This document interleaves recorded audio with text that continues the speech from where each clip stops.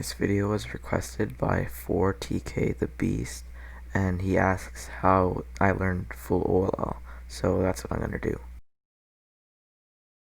So the first tip that I have is to learn the OLLs that are very easy, or the ones that you basically already know. The most common case of this OLL, ones that you already know, if you know to look, to do the line case, you do F sexy F prime to do that, but that is actually an OLL. As you saw, it just solved OLL, and that is one of the OLLs that you know. It looks like this. It's a T shape, and then you have no block. There's also one like this. It's basically just an L, and then you have a block right here.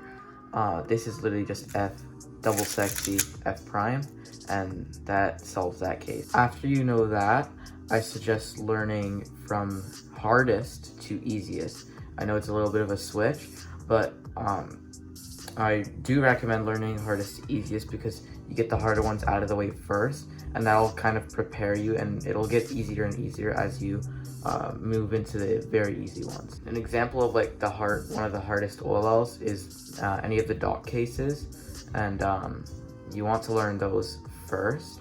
And then the next hardest OLL category is the awkward shapes, or whatever they're called. I don't know why they're called that, but this is definitely the next hardest, and it's the one that you should learn next. The next tip that I have for you is to make sure that when you're learning full OLL, you need to be doing a lot, and I mean a lot of solves if you actually want to learn it, because if you don't do any solves, your muscle memory for the OLLs is not going to develop, and you're gonna have a very hard time learning them. It'll take you forever. You occasionally also might want to drill your algorithms, which means just do them really fast, and that can also help your muscle memory. The next tip that I have is to learn some basic triggers that you already don't know.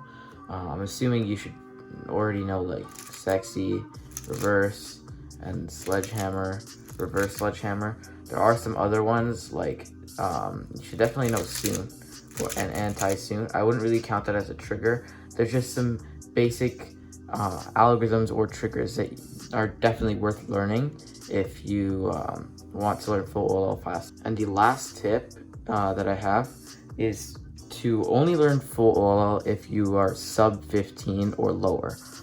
I actually learned all the OLLs. I did not really practice the OLLs that much because it really isn't that necessary to learn.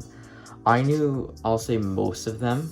I only needed to learn about 10 more, and I was averaging 7 seconds, and I didn't know full OLL, and I was not color neutral. So it's definitely not needed to know full OLL, but it's good to know. But most of my solves were using full OLL, so that's probably why I was sub 7. I'm not anymore because I took a dumb 3-month break, and it's very sad. So I hope you guys enjoyed this video. If you liked it, leave a like, and if you liked it even more than that, consider subscribing, and I'll see you next time.